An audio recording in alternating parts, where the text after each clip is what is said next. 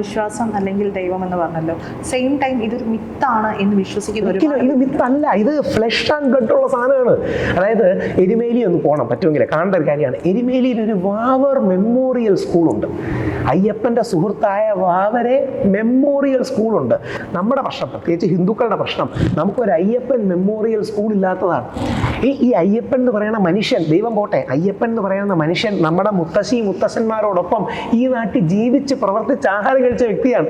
ഒരുപക്ഷെ നമ്മൾ ഈ നിൽക്കുന്ന പണ്ടത്തെ കഴക്കൂട്ടത്തെ സ്ഥലമാണ് ടെക്നോ പാർക്ക്, ഈ സ്ഥലത്തൂടെ കുതിരയിൽ ഓടിച്ചു പോയിരിക്കുന്ന വ്യക്തിയാണ്. അങ്ങനെ ഒരാൾ ജീവിച്ചിരുന്നു. അതൊരു ഫ്ലഷ് ആൻഡ് ബ്ലഡ് റിയാലിറ്റിയാണ്. പുള്ളിയെ ദൈവികമാക്കിയതായിരിക്കും. അതായത് ഒരു മനുഷ്യൻ ഒരുപാട് വലിയ കാര്യങ്ങൾ ചെയ്യുമ്പോൾ അയാൾ ദൈവമാണെന്ന് പറയാനൊരു ടെൻഡൻസി നമുക്ക് ഉണ്ടാവും. അതുകൊണ്ട് മണികണ്ഠനെ അങ്ങനെ myths might have turned into A God, legends turned him into A God എന്ന് ആലങ്കാരികമായി പറയും. കഥകളിലൂടെ, വീരേതിഹാസങ്ങളിലൂടെ ഒരാൾ ദൈവമായി ആൾക്കാർ കൽപ്പിച്ച് കാണാം. പക്ഷേ അയ്യപ്പൻ എന്നൊരാൾ ജീവിച്ചിരുന്നു. ഒരുപാട് വർഷമൊന്നുമില്ല, 950 years ബാക്കാണ്, അല്ലെങ്കിൽ 1000 years ബാക്കാണ്. അയ്യപ്പൻ്റെ അടുത്ത സുഹൃത്ത് ഒരു മുസ്ലിമാണ്, മറ്റൊരു അടുത്ത സുഹൃത്ത് ക്രിസ്ത്യാനിയാണ്. ഈ നാട്ടിൽ ജീവിച്ചിരുന്ന വ്യക്തിയാണ്. ഈ അയ്യപ്പനെ നമ്മൾ മറന്നുപോയി എന്നുള്ളതാണ് നമ്മുടെ പ്രശ്നം. ഈ അയ്യപ്പനെ നമുക്ക് ഓർമ്മയില്ല എന്നുള്ളതാണ് പ്രശ്നം. നമുക്ക് യഥാർത്ഥത്തിൽ ഒരു കളക്റ്റീവ് അംനീഷ്യ വന്നിട്ടുണ്ട് എന്നുള്ളതാണ് നമ്മുടെ പ്രശ്നം. മോഹൻലാൽ മറ്റേ തന്മാത്ര സിനിമയിലെ പോലെ നമുക്ക് മറവി രോഗം ബാധിച്ചു എന്നുള്ളതാണ് നമ്മുടെ മലയാളികളുടെയും ഹിന്ദുക്കളുടെയും വിശാലർത്ഥത്തിൽ ഇന്ത്യക്കാരുടെയും പ്രശ്നം. ആ മറവി രോഗത്തെ മാറ്റാൻ വേണ്ടിയാണ് ഞങ്ങളടക്കമുള്ളവർ പ്രവർത്തിക്കുന്നത്. അപ്പൊ ദൈവമായി അയ്യപ്പനെ മാറ്റി എന്നാണ് പറഞ്ഞത്. ദൈവവുമാണ് മനുഷ്യനുമാണ്. ശ്രീരാമൻ ദൈവവുമാണ് മനുഷ്യനുമാണ്. ദൈവീകത നമുക്ക് കൽപ്പിച്ചു കൊടുക്കുന്നതാണ്. അതായത് നമ്മുടെ ഒരു ഇതിൽ അയ്യപ്പൻ ശരിക്കും ടെക്നിക്കലി പറഞ്ഞാൽ ഇതൊക്കെ തമ്മിൽ ഒരുപാട് വ്യത്യാസമുണ്ട്. ദൈവം വേറെ, അവതാരം വേറെ, ഈശ്വരൻ വേറെ.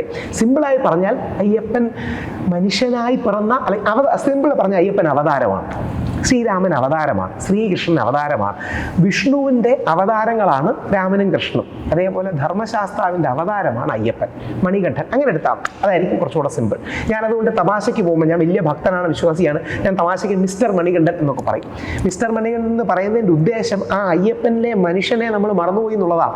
അയ്യപ്പനിലെ മനുഷ്യനെയും ചരിത്ര പുരുഷനെയും നമ്മൾ മറന്നുപോയത് ഓർമ്മിപ്പിച്ചെടുക്കാനാണ് ഞാൻ ഈ മിസ്റ്റർ അയ്യപ്പൻ എന്നും മിസ്റ്റർ മണികണ്ഠൻ എന്ന് പറയുന്നത്. ദൈവമാണ്, അവതാരമാണ്, അതോടൊപ്പം മനുഷ്യനുമാണ്.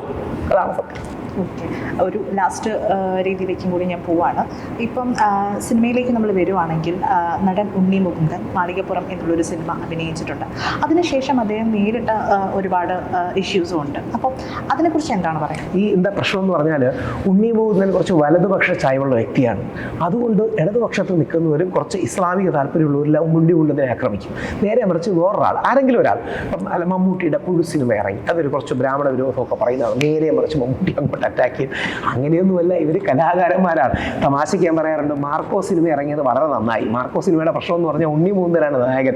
നമ്മുടെ മുസ്ലിം സമൂഹത്തിലെ ഹനീഫ് അടക്കമുള്ളവരാണ് അതിൻ്റെ പ്രൊഡ്യൂസറും ഡയറക്ടറുമല്ല. രണ്ടുപേർക്കും ആക്രമിക്കാൻ പറ്റാതെ ഉണ്ണി മുകുന്ദനുള്ളതുകൊണ്ട് നമ്മുടെ RSS താല്പര്യമുള്ളവർ എന്നെ ആക്രമിക്കുന്നില്ല, മറ്റേ മുസ്ലിം സഹോദരങ്ങളുള്ളതുകൊണ്ട് ആ ഇസ്ലാമിക സമൂഹത്തിൽ ആക്രമിക്കുന്നില്ല. ഒരു സെൻസ് ഓഫ് ബാലൻസ് മതി.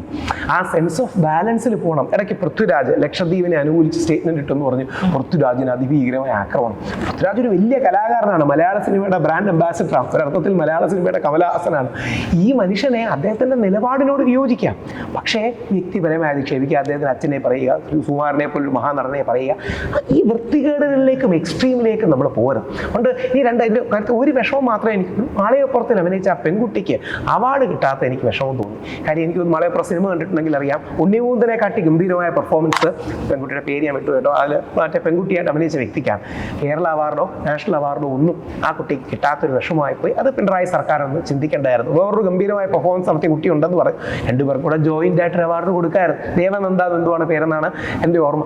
നാഷണൽ അവാർഡിൽ വന്നപ്പോഴും ആ കുട്ടിക്ക് കിട്ടാത്തൊരു വിഷമമായി പോയി. കാര്യം ആ സിനിമയിലെ യഥാർത്ഥ ഹീറോ ദേവനന്ദ എന്ന കുട്ടിയാണ്. ഉണ്ണി മുകുന്ദൻ്റെ സുഹൃത്താണ്. ഈ മാളികപ്പുറത്തിൻ്റെ സ്വിച്ച് ഓൺ കർമ്മത്തിന് വിളക്ക് കൊളുത്താൻ ഒരാളായിട്ട് ഞാനും പോയിട്ടുണ്ടായിരുന്നു. അപ്പോൾ നമ്മുടെ എരുമേലി ശ്രീധർമ്മശാസ്ത്ര ക്ഷേത്രത്തിൽ വെച്ചായിരുന്നു. ഉണ്ണി മുകുന്ദൻ വിളിച്ചിട്ട് പോയിട്ടുണ്ടായിരുന്നു. സന്തോഷമുണ്ട്. ഉണ്ണി മുകുന്ദന് പോലും അറിയാം, ഉണ്ണി മുകുന്ദനെക്കാട്ട് നമ്മളെല്ലാം ഇഷ്ടപ്പെട്ടത്, ഉണ്ണി മുകുന്ദൻ പോലും ഇഷ്ടപ്പെട്ട ഒരു പക്ഷേ ആ പെൺകുട്ടിയായിരിക്കും. അപ്പം അവിടെയൊക്കെ കേരള ഗവൺമെൻറ് മാളികപ്പുറം സിനിമയിലെ കുറച്ച് ഹിന്ദുസ് ഇതുള്ള സിനിമയാണ് എന്ന് പറഞ്ഞ് കൊടുക്കാത്തതാണെന്ന് എനിക്ക് തോന്നിയിട്ടുണ്ട്. അപ്പം നമ്മൾ അങ്ങനെയൊന്നും കാണിക്കണം. നല്ല കലയെ നമ്മൾ എവിടെയും പ്രോത്സാഹിപ്പിക്കണം. ആ കുട്ടിക്ക് കൂടെ വെച്ച് 2 കുട്ടികൾക്ക് അവാർഡ് കൊടുത്തിരുന്നെങ്കിൽ ഒരു തെറ്റുമില്ലായിരുന്നു. അപ്പം അത്തരം കാര്യങ്ങളെ പ്രോത്സാഹിപ്പിക്കണം. അതിലൊന്നും നമ്മൾ രാഷ്ട്രീയം കാണരുതെന്നുള്ളതാണ് എൻ്റെ അഭ്യർത്ഥന.